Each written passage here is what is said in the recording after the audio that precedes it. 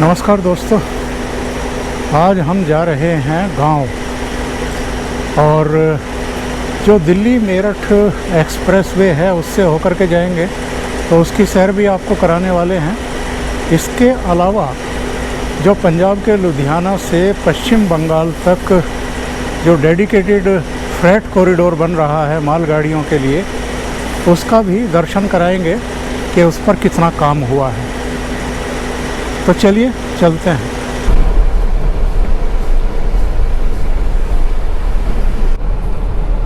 चौदह अगस्त है और आप देख रहे हैं तिरंगा। पेट्रोल पंप पर भी तिरंगे फहरा रहे हैं।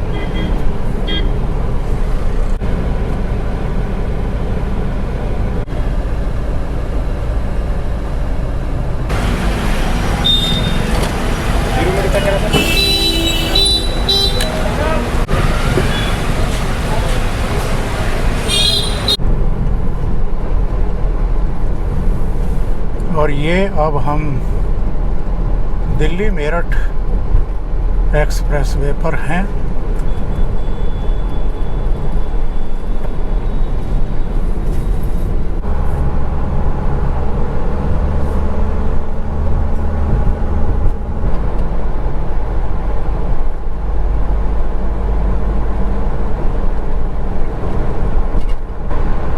ये दिल्ली मेरठ एक्सप्रेसवे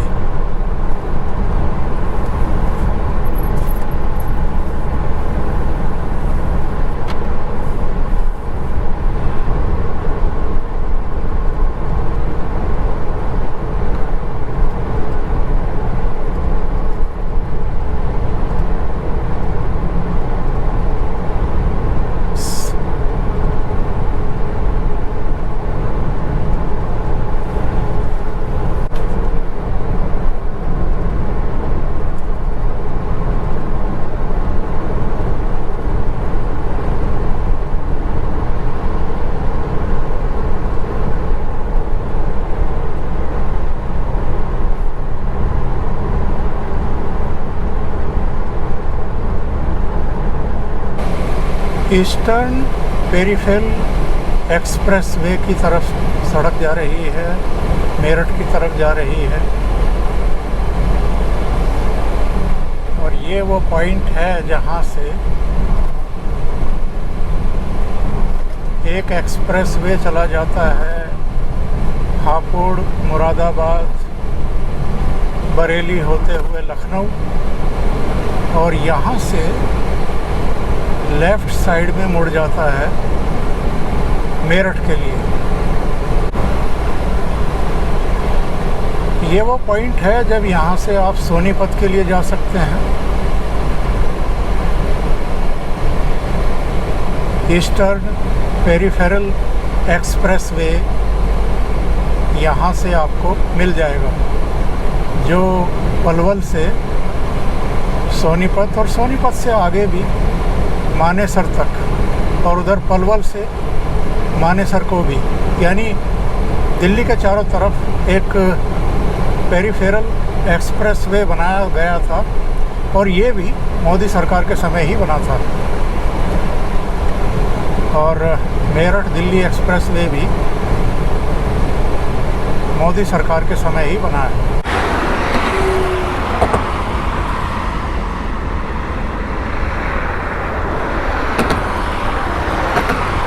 ये दिल्ली मेरठ एक्सप्रेसवे और ये जो सोनीपत की तरफ से आने वाले वाहन इस समय आप देख रहे हैं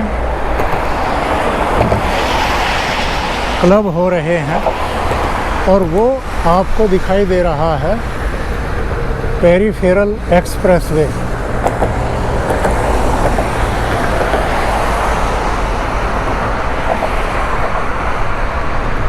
अगर हम इस साइड से देखें इसको, तो ये पलवल से सोनीपत की तरफ जाने वाला पेरिफेरल एक्सप्रेसवे। इसने दिल्ली में जो लाखों वाहन रोज़ाना जाते थे एक स्टेट से दूसरे स्टेट की तरफ, अब वो बाहर का बाहर चले जाते हैं और दिल्ली बच जाती है प्रदूषण से, जाम से।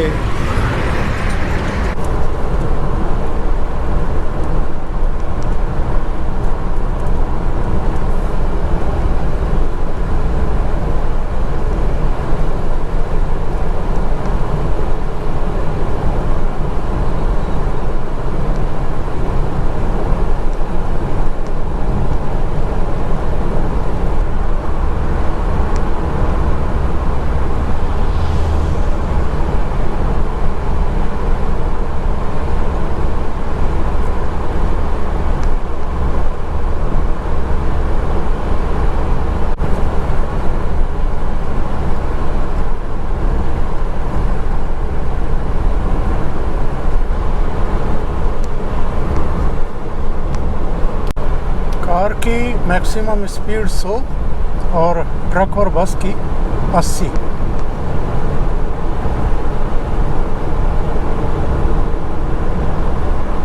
और यहाँ शुल्क प्लाजा, ये मेरठ से कुछ ही किलोमीटर पहले है।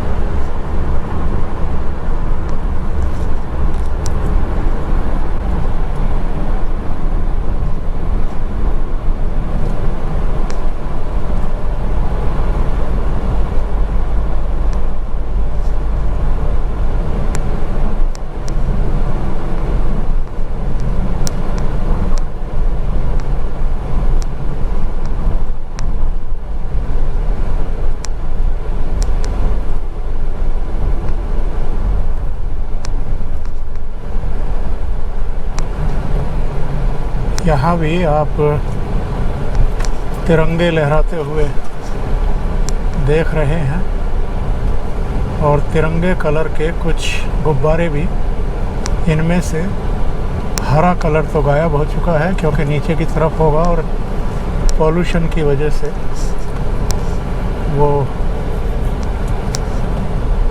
फूट गए होंगे। यहाँ से मोदी नगर जा सकते हैं आप और सीधे मेरठ और हरिद्वार, यानी दिल्ली मेरठ एक्सप्रेस वे, इसका अब वो अंतिम सिरा आ गया है जो अब दिल्ली मेरठ मुजफ्फरनगर रुड़की हरिद्वार रोड में आकर के मिल जाता है। और यही वो सड़क थी, यानी मेरठ से मोदी नगर, मुरादनगर, गाज़ियाबाद, दिल्ली, जिस पर 3 से 3.5 घंटे 4 घंटे तक लग जाते थे क्योंकि जाम की स्थितियां होती थी। जब से ये मेरठ दिल्ली एक्सप्रेस वे बना है तब से यात्रियों को बहुत राहत मिली है। और प्रधानमंत्री नरेंद्र मोदी एक जनसभा के सिलसिले में मेरठ आने वाले थे। मौसम ख़राब होने की वजह से उनका हेलीकॉप्टर टेक ऑफ नहीं कर पाया, तो उन्होंने इसी एक्सप्रेस वे से मेरठ आने का फ़ैसला किया और वो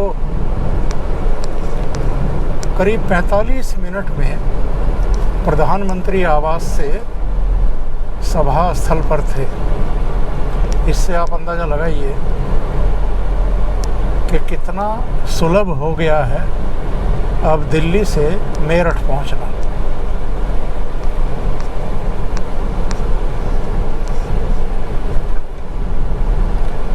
ये दाईं तरफ आप मेरठ शहर की तरफ जा सकते हैं और सीधे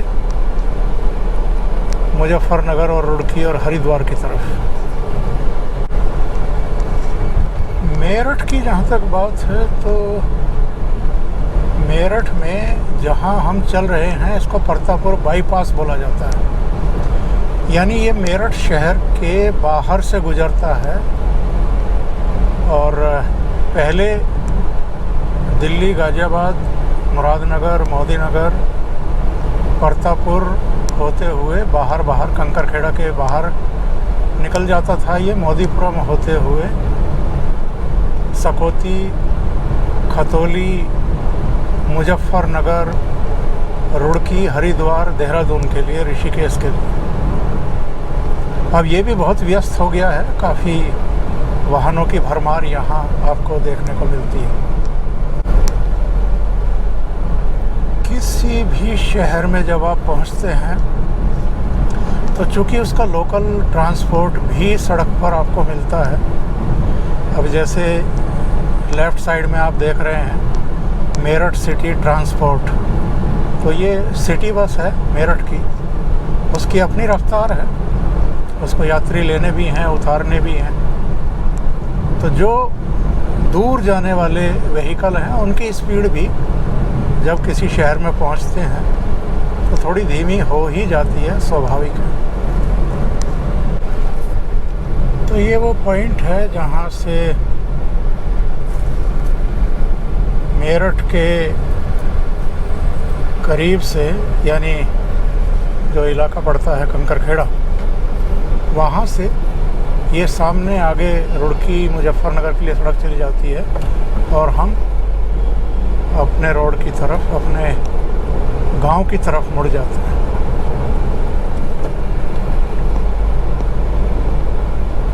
यहाँ से कोई बहुत दूर नहीं है, 6-8 किलोमीटर।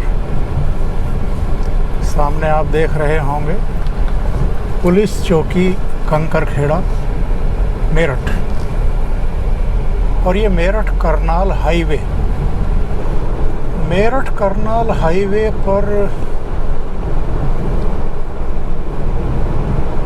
हमारा गांव तो पड़ता ही है, सरधना पड़ता है। इसके अलावा बीच में बुढ़ाना, फिर शामली, और उसके बाद करनाल। शामली से पानीपत भी जा सकते हैं कैराना होते हुए। अभी कुछ ही साल में एक्चुअल में इस रोड की भी काया पलट हुई है। पहले ये बहुत चौड़ी सड़क नहीं थी, बाद में इसको स्टेट हाईवे का दर्जा मिला, अब इसको नेशनल हाईवे का दर्जा मिल गया है और इसके चौड़ीकरण का काम अभी इनफैक्ट चल ही रहा है। और ये वो एरिया है जहाँ से ईस्टर्न डेडिकेटेड फ्रेट कॉरिडोर गुजर रहा है। इसके बारे में हम अभी आपको बताएंगे, लेकिन सामने जो आपको ये ओवर ब्रिज दिखाई दे रहा है, ये फ्रेट कॉरिडोर का ही हिस्सा है।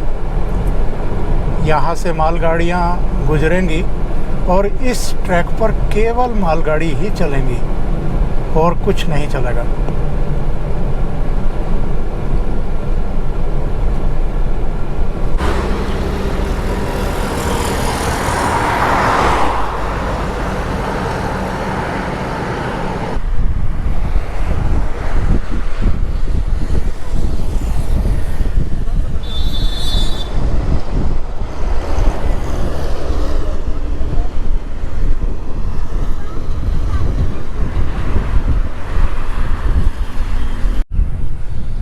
ये है फ्रेट कॉरिडोर।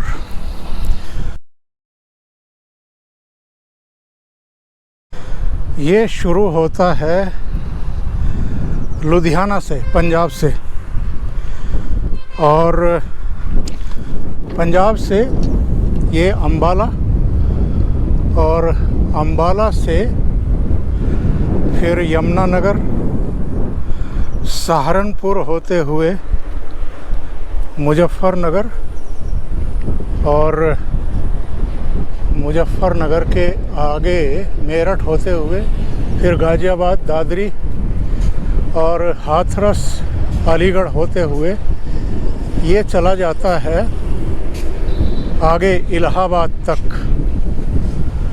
और इलाहाबाद के बाद ये चला जाता है फिर वाराणसी, फिर बिहार, बिहार से झारखंड, और इसके बाद ये चला जाता है पश्चिम बंगाल, कलकत्ता के पास जाकर के ये ख़त्म। और जिस समय हम बात कर रहे हैं उस समय मौसम का हाल देखिए क्या हुआ है। एकदम तेज हवाएं चल रही हैं, आंधी ही आ रही है। फसलों को आप देख सकते हैं लहराते हुए।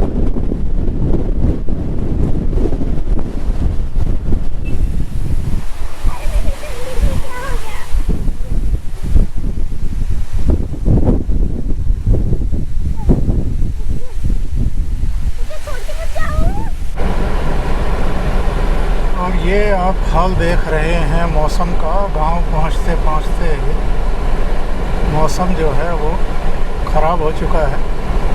काले बादल आसमान में और तेज़ धूल भरी हुई आंधी।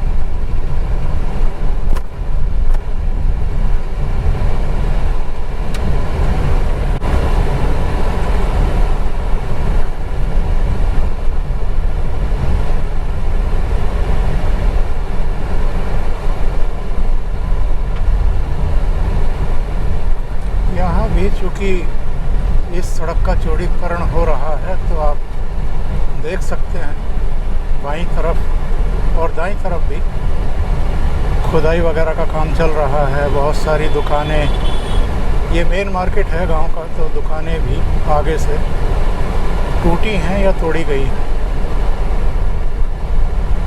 जो अवैध निर्माण मानी गई, जो तय मानदंड हैं किसी भी हाईवे के लिए, एक्सप्रेसवे के लिए, वो पूरे करने के लिए।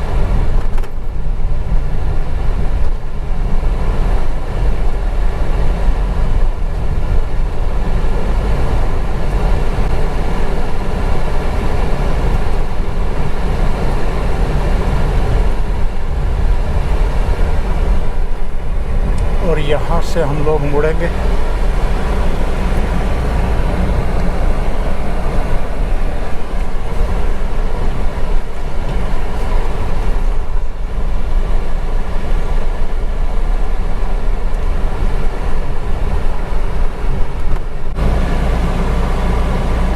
एक खेत की सिंचाई हो रही है और इसमें अगर आप ध्यान से देखेंगे तो बहुत सारे बगुले आपको दिखाई दे रहे हैं, क्योंकि जैसे जैसे पानी आगे चलता है तो खेत से कुछ कीड़े मकोड़े निकलते हैं, वही इनका भोजन भी है।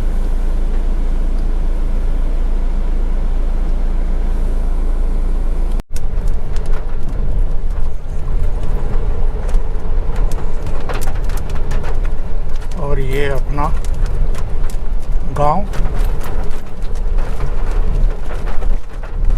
के रास्ते, गलियां, जैसे मैंने कहा है कि मौसम जो है वो चूँकि ख़राब हो चुका है, तो ख़राब मौसम में ही हम लोग गांव में प्रवेश कर रहे हैं।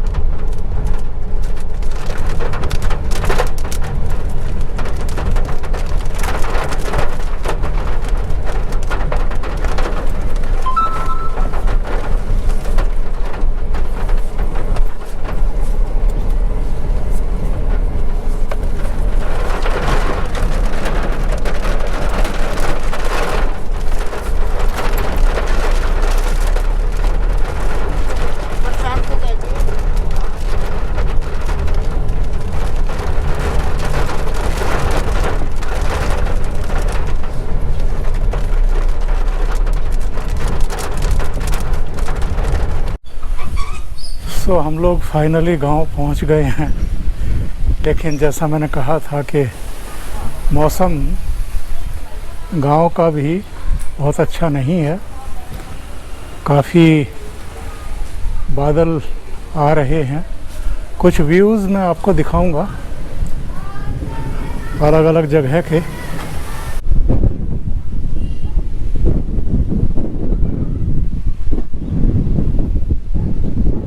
ये गांव के तालाब का दृश्य है।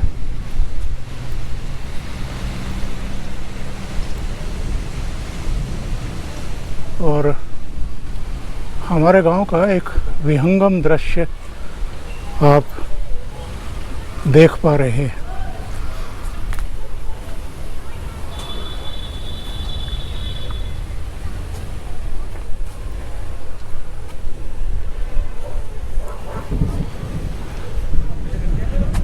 यहाँ भी तिरंगे की धूम है।